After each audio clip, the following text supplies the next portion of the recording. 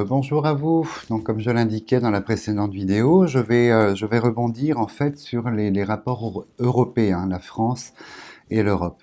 Il se trame quelque chose et comme j'ai déjà expliqué dans une précédente vidéo, cette décennie et la suivante, on est dans une dynamique malheureusement où on va ranger les choses et on est dans une forme de séparation et de séparatisme quasiment dans tous les domaines en fait, que ce soit professionnel, que ce soit sociaux, que ce soit on va dire européen. On est vraiment sur une dynamique, il faut bien la comprendre, que les gens vont se regrouper en fait selon leurs affinités financières, professionnelles ou culturelles, et on n'aura plus cette unité. La société va être séquencée, va être très très castée. Donc ça c'est une très mauvaise chose, puisque quand on se sépare, quand on rentre dans ces dynamiques, on est vraiment axé sur soi-même ou les siens et il n'y a plus rien qui compte autour en fait. Il y a absolument, il y a plus, vous voyez, la France d'avant ou les mentalités d'avant concernant l'empathie, la solidarité, concernant, il y a des noyaux résistants dont je fais partie évidemment et que vous également vous en faites partie heureusement. Mais la tendance générale est voilà, la France se replie sur elle-même, l'Italie, l'Allemagne, on n'est plus dans cette unité. Que nous avons essayé de construire ces 30 dernières années avec cette idée qui était très belle à l'origine de l'Europe, mais on n'est plus dans cette dynamique en fait.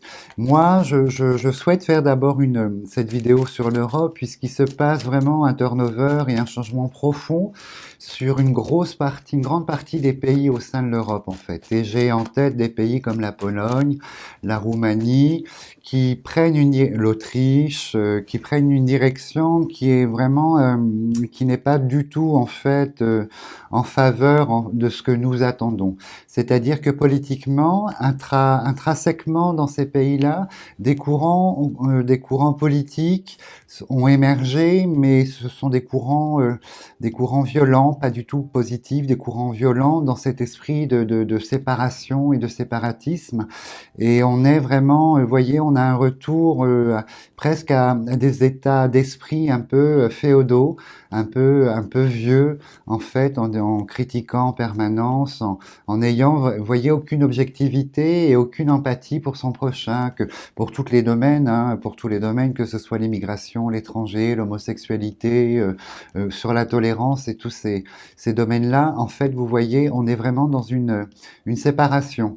Et je pense beaucoup je rêve beaucoup de la Pologne qui va donner vraiment, la Pologne et l'Autriche, qui va mettre à jour ces courants politiques qui vont être assez, comment dirais-je, assez violents et renvoyer une image en fait au reste de l'Europe et l'Europe va suivre malheureusement en fait.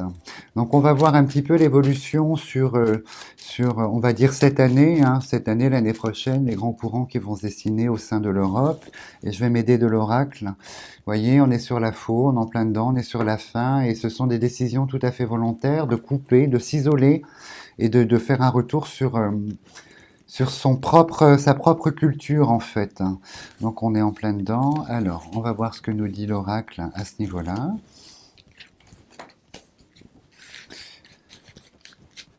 Nous étions arrivés quand même à une belle unité ces dernières années et je pensais que, en revanche, je voyais que la pandémie, la Covid-19 nous aurait rapprochés davantage. Je suis toujours dans la politique du verre à moitié plein pour recréer ce dynamisme en fait qui s'est un peu étiolé. Mais malheureusement, ça n'a fait que mettre à jour les disparités, les inégalités et passer sur vous voyez, comme la précédente vidéo, on est sur une période vraiment de malchance et assez sombre, hein, vous voyez. Donc l'image que les propres pays ont envers eux-mêmes au sein de l'Europe, c'est le serpent. Donc l'opinion en fait, oh là là, oui, et puis les tensions, les discussions, les négociations très difficiles. Donc l'Europe est sortie là, voilà l'Union européenne, l'Europe est sortie, c'est clair, on est dans la bonne histoire. Il y a, vous voyez, la maladie en fait. On est vraiment, ce que je vous disais juste avant, dans l'affrontement à cause de la Covid. Hein, ces trois cartes-là nous le montrent en fait au sein de l'Europe. Ça n'a fait que mettre en évidence en fait toutes les failles et les disparités. Et il y a quelques annonces qui vont être faites, mais vous voyez, les tensions sont nettement trop fortes pour pouvoir déjà dans un premier temps apaiser. Et je vois qu'à la rentrée, Ce que j'entends derrière moi, c'est qu'à la rentrée, un gros problème, en fait, c'est comme un règlement de compte sur le bilan de 1 an et demi de Covid. Il y a comme comment dirais-je, un règlement de compte, en fait, qui se fait. Donc, la passion, on est très, très impliqué, puis toujours la fin, en fait, des rapports de l'Union, et que je regarde, qui est cet homme? On est sur un président, on est sur un président que je regarde. Hop. Il y aura des annonces en fait où, vous voyez, des dirigeants de pays vont souhaiter dès cette rentrée commencer à un peu, comment dirais-je, se retirer. L'idée de se retirer de l'Europe, de ne plus s'impliquer autant en fait. Ça concerne quelques pays qui sont dirigés déjà par des hommes.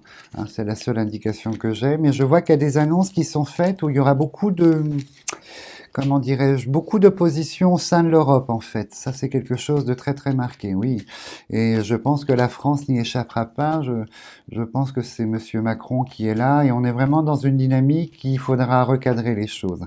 Mais voyez, la prison qui sort sur l'Union, donc ce que je vous disais, je confirme, on est vraiment sur un retour et on va perdre un peu ce côté grand pays, grand continent des 27, où voilà, les gens vont vraiment, les pays, se retirer, se replier sur eux-mêmes avec la stérilité qui nous annonce que ça va durer un très très long moment en fait. Hein. Le changement est engagé et je pense que c'est presque irrévocable, c'est presque irrémédiable en fait.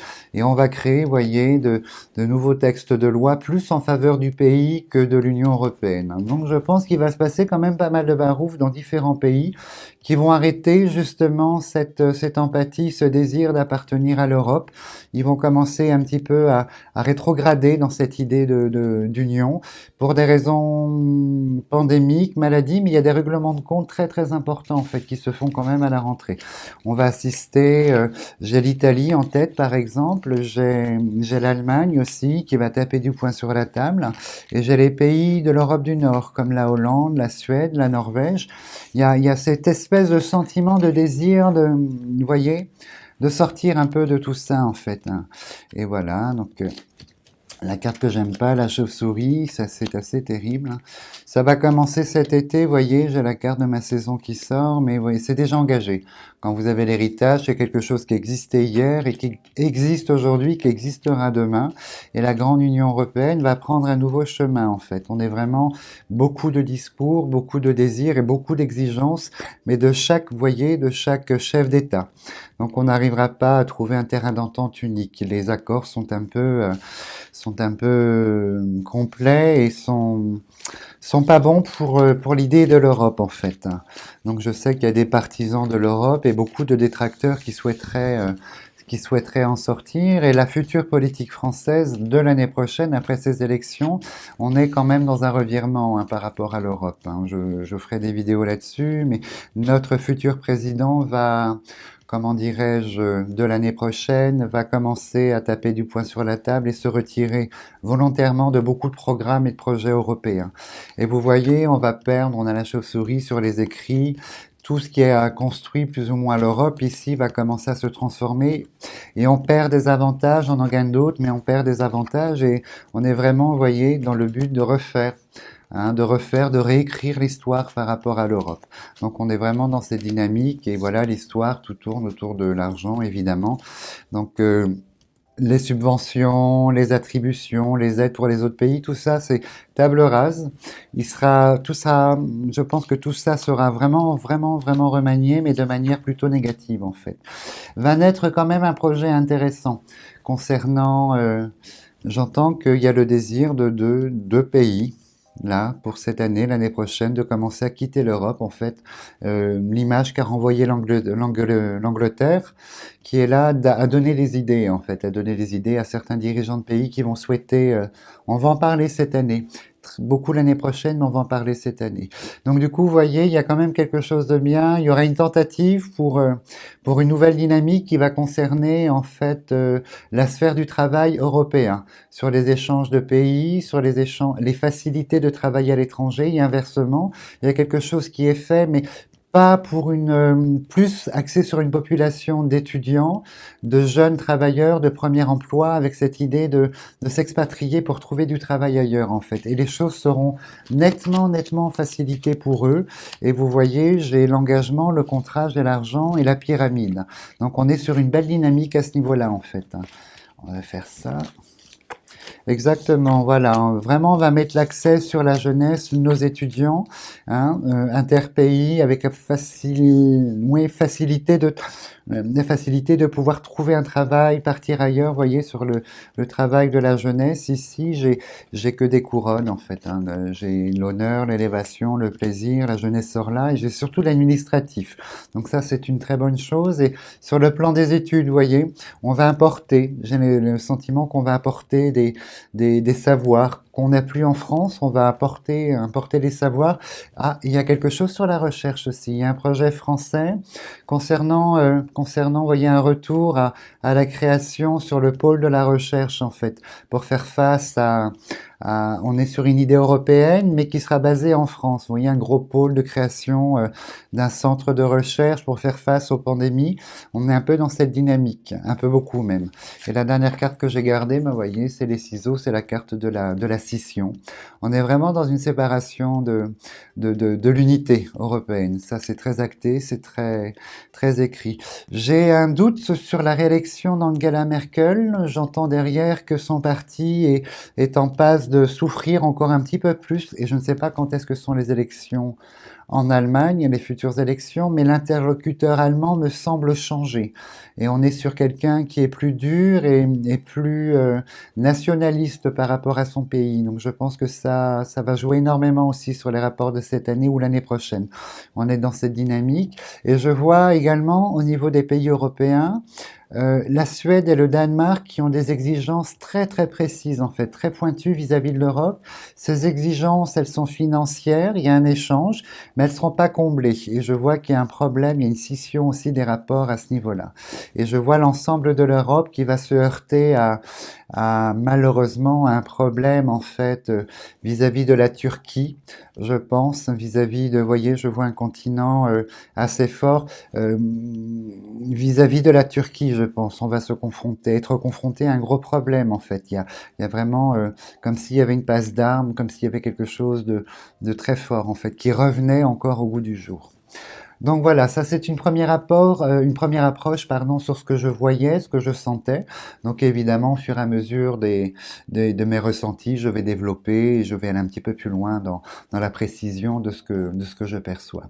Donc comme d'habitude, hein, si vous aimez les petits pouces et parler de la chaîne, et moi je vous dis à très bientôt. Merci beaucoup.